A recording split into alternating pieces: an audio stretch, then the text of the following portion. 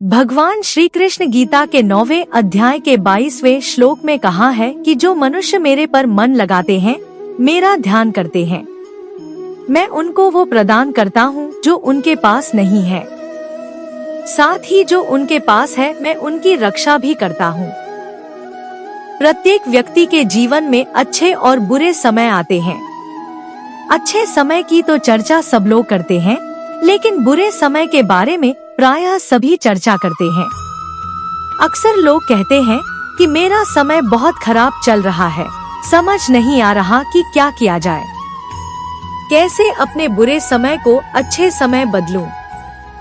लेकिन सच तो ये है कि दो चीजें ऐसी हैं जिसे बुरे समय में करने चाहिए। भगवान श्री कृष्ण ने गीता में बुरे समय के लिए क्या कहा है, इसे आज हम जानेंगे। आगे हम इसे एक कहानी के माध्यम से जानते हैं। एक बहुत ही गरीब किसान था। वह था तो बहुत गरीब, लेकिन मेहनती और खुश था। वह रोज सुबह उठकर मंदिर में जाकर केवल 10 मिनट भगवान के आगे हाथ जोड़कर प्रार्थना करता था। उस किसान की पत्नी भी हर रोज उसके साथ मंदिर जाती थी। प्रार्थना करके वह सारा दिन अपने खेतों में काम करता। उसका जीवन बहुत अच्छा चल रहा था। अपनी मेहनत से वह कुछ ज्यादा तो नहीं कमा पाता था, लेकिन फिर भी जितना भी कमाता था उसमें से कुछ पैसे लोगों की भलाई में लगा देता था। एक उस किसान के गांव में बीमारी फैल गई। किसान का इकलौता बेटा बीमार पड़ गया। किसान के गांव में इस बीमारी की इलाज के लिए कोई अच्छा डॉक्टर नहीं था। पास के शहर में उस बालक को ले जाया गया। शहर के इस अस्पताल का इलाज बहुत ही महंगा था। उस बेचारे किसान के लिए अस्पताल और डॉक्टर का खर्चा आदि दे पाना बहुत ही मुश्किल था। किसान दिन प्रतिदिन हिम्मत हारता जा रहा था। एक दिन अस्पताल में बैठे बैठे वह इतना हताश हो गया कि वो जोर जोर से रोने लगा। साथ ही कहने लगा, पता नहीं किस चीज का बदला भगवान मुझसे ले रहे हैं। कभी वह खुद को कोसता तो कभी भगवान को, लेकिन किसान की पत्नी को भगवान पर अटूट विश्वास था। लेकिन किसान को आशा की कोई किरण नजर नहीं आ रही थी। अस्पताल के कुछ दूरी पर ही मंदिर था। किसान की पत्नी हर रोज उस मंदिर में प्रार्थना करने जाती थी, लेकिन किसान का मन प्रार्थना करने का नहीं करता था। डॉक्टर न उस किसान से कहा बच्चे के इलाज के लिए 10,000 रुपए की आवश्यकता है, पर किसान के लिए इतनी बड़ी रकम इकट्ठा कर पाना मुश्किल था। किसान की पत्नी अब भी मंदिर जाती थी। वह भगवान के आगे हाथ जोड़कर प्रार्थना करती कि उसका पुत्र ठीक हो जाए। एक दिन मंदिर में एक सेठ आया। उसने किसान की पत्नी को कहा कि उसने किसान की बात उस दिन अस्पताल में सुनी थी। सेठ को बातों ही बातों में पता चला कि किसान को 10,000 रुपए की जरूरत है। इस पर सेठ ने अपनी जेब से 10,000 निकाल कर देते हुए बोला कि उसके पास इतने रुपए ही हैं। साथ ही सेठ ने कागज पर अपना पता लिखते हुए कहा, अगर उनको और पैसों की आवश्यकता हो तो वे बेहिचक मांग ले। महिला ने उत्तर दिया, इस कागज की कोई आवश्यकता नहीं है। वो जानती है कि ये पैसे उसको किसने भेजवाए हैं। जिसने उसे ये पैसे दिए हैं, वह परमात्मा उसका हमेशा ख्याल रखेंगे। इस कहते हैं अटूट विश्वास। ये सबसे जरूरी चीज है जिसे हम अक्सर खो देते हैं। गीता का ज्ञान कृष्ण ने महाभारत युद्ध के दौरान अर्जुन को दिया था। गीता की बातें मनुष्य के लिए कल्याणकारी हैं। इसमें श्री कृष्ण ने बताया है कि मनुष्य का विनाश कब होने लगता है। गीता का ज्ञान श्रीमद् भागवत। गीता का उपदेश भगवान श्री कृष्ण ने अर्जुन को दिया था। ये एकमात्र ऐसा ग्रंथ है जो मनुष्य को जीने का सही ढंग बताता है। गीता जीवन में धर्म, कर्म और प्रेम का पाठ पढ़ाती है। श्रीमद् भागवत गीता का ज्ञान मानव जीवन के लिए बहुत उपयोगी माना गया है। गीता संपूर्ण जीवन दर्शन है और इसका अनुसरण करने वाला व्यक्ति सर्वश्रेष्ठ होता है। श्रीमद् भागवत गीता में भगवान कृष्ण के उपदेशों का वर्णन है जो उन्होंने महाभारत युद्ध के दौरान अर्जुन को दिए थे। गीता की बातों को जीवन में अपनाने से व्यक्ति को खूब तरक्की मिलती है। गीता में श्री कृष्ण ने बताया है कि मनुष्य का विनाश कब होने लगता है। श्री कृष्ण के अनमोल उपदेश गीता में श्री कृष्ण कहते हैं कि मनुष्य को कभी भी अहंकार नहीं करना चाहिए।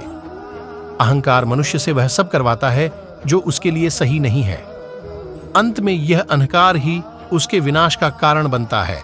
इसलिए जीवन में जितना जल्दी हो सके अपना अहंकार त्याग देना चाहिए। गीता में श्री कृष्ण कहते हैं कि किसी भी इंसान का पतन उस समय शुरू हो जाता है जब वो अपनों को गिराने की सलाह गैरों से लेना शुरू कर देता है।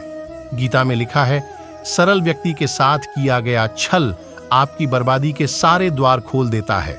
चाहे आप कितने भी बड़ी शतरंज के खिलाड़ी क्यों ना हो, लेकिन सरल व्यक्ति के साथ किए गए छल के परिणाम आपको भुगतने ही पड़ेंगे। श्री कृष्ण कहते हैं कि इस धरती पर कर्मों की चपेट से न तो कोई बचा है और ना ही बचेगा। जिसने जैसा किया है उसे वैसा भरना ही होगा। आज नहीं तो कल उसके कर्म उसके सामने जरूर आएंगे। श्री कृष्ण के अनुसार किसी का साथ ना मिलने पर कभी भी निराश नहीं होना चाहिए, क्योंकि कोई दे या ना दे, ईश्वर हर मुश्किल घड़ी में साथ देता है। गीता में श्री कृष्ण कहते हैं कि जब अत्याचारों को मुस्कुराकर सहा जाता है तो उस इंसान का बदला भगवान स्वयं लेते हैं। इसलिए किसी भी परिस्थिति में मुस्कुराना नहीं छोड़ना चाहिए।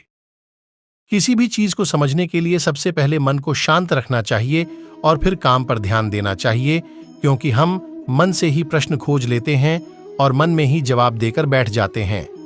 भगवान कृष्ण ने मन को शांत रखने के लिए दो चीजें बताई हैं। भगवत गीता में भगवान श्री कृष्ण कहते हैं, मन का बेचैन होना उसका स्वभाव है। हमारे मन को लगता है कि अगर वह अलग अलग बातों के बारे में सोचता रहेगा तो हमें आने वाली हर मुश्किल और मुसीबत से बचा लेगा, पर ऐसा होता नहीं है। हम अपने जीवन का काफी अधिक समय सोच विचार करके परेशान होने में निकाल देते हैं। भगवान श्री कृष्ण कहते हैं कि मन का यह स्वभाव बदलना मुश्किल जरूर है, असंभव नहीं। अच्छा, अब आप एक बात बताइए, क्या आप कौवे को कह सकते हैं कि वो कांव कांव की आवाज ना करे?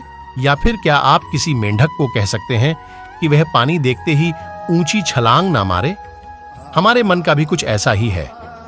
जीवन में कुछ भी होता है, अच्छा या बुरा, हमारा मन उस पर कांव कांव कांव करने लगता है। कांव कांव से मेरा मतलब है चिंता करना, व्याकुल होना।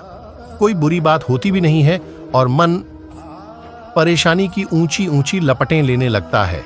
कभी कभी तो मुझे ऐसा लगता है कि हम में से कई लोग सिर्फ परेशान होने के लिए जीते हैं। सारी परेशानी, पीड़ा, दुविधा अक्सर हमारी मन की बनाई हुई कहानियां होती हैं। भगवान श्री कृष्ण हमें हमारे मन को शांत और स्थिर करने के लिए दो उपाय देते हैं। पहला, ध्यान लगाना या मेडिटेट करना। दूसरा, वैराग्य भाव सीखना। अब ध्यान या मेडिटेशन शब्द सुनते ही आप में से कई लोग कहेंगे कि आप आंख बंद कर सांसें अंदर बाहर नहीं ले सकते। यहां हम सब गलती कर बैठते हैं। मेडिटेशन या ध्यान का मतलब सिर्फ आंख बंद कर बैठना नहीं होता। मेडिटेशन का मतलब होता है अपना पूरा ध्यान किसी चीज पर लगाना और उसे हटने नहीं देना। अगर आप रोटी बना रहे हैं तो सिर्फ उस बात पर ध्यान दीजिए। अगर आप पिक्चर देख रहे हैं तो अपना पूरा ध्यान पिक्चर पर लगाएं। यह मत सोचिए कि पिक्चर देखकर आप अपना कितना वक्त बर्बाद कर रहे हैं। जब आप जीवन के हर छोटे बड़े काम को पूरे ध्यान से करते हैं तो आपका जीवन ही एक मेडिटेशन बन जाता है। ऐसे जीवन में शांति, स्थिरता, साहस और सफलता का होना अनिवार्य है। राधा कृष्ण की जोड़ी से हमें प्यार और जिंदगी की बहुत सी चीजें सीखने को मिलती हैं। दोनों के प्यार में समर्पण है, ठहराव है। दोनों का प्यार एक ऐसी मिसाल है जिससे आज के प्रेमी जोड़े भी बहुत कुछ सीख सकते हैं। राधा कृष्ण का नाम एक दूसरे के बिना नहीं लिया जाता। दोनों का नाम एक साथ ऐसे लिया जाता है मानो यह एक ही नाम हो। राधा के बिना कृष्ण अधूरे हैं और कृष्ण के बिना राधा। दोनों की प्रेम कहानी की मिसाल दी जाती है। आज के समय में जबकि रिश्तों में ठहराव और समर्पण होता जा रहा है, ऐसे में राधा कृष्ण की प्रेम कहानी एक सीख है। उनके प्यार और जीवन से ये कुछ खास बातें हम सभी सीख सकते हैं। 1. पार्टनर के लिए समर्पण का भाव रखें। राधा शक्ति का अवतार मानी जाती है। कहा जाता है राधा कृष्ण के प्रति पूर्ण रूप से समर्पित थी। वृंदावन के माखन चोर जब भी बांसुरी बजाया करते थे, राधा उनकी धुन में पूरी तरह खो जाती थी और खुद को नाचने से रोक नहीं पाती थी। तो आप भी अपने पार्टनर के लिए पूरी तरह समर्पित रहे, अपने हाव भाव में अपने इस भाव को दिखाएं। रिश्ते में धीरज रखें। यह माना जाता है कि राधा, जो कृष्ण से उम्र में बड़ी थी, उन्होंने तब तक अपनी आंखें नहीं खोली थी जब तक कृष्ण का जन्म नहीं हुआ था। इस तरह का प्यार दृढ़ता और धैर्य रखने से ही आता है।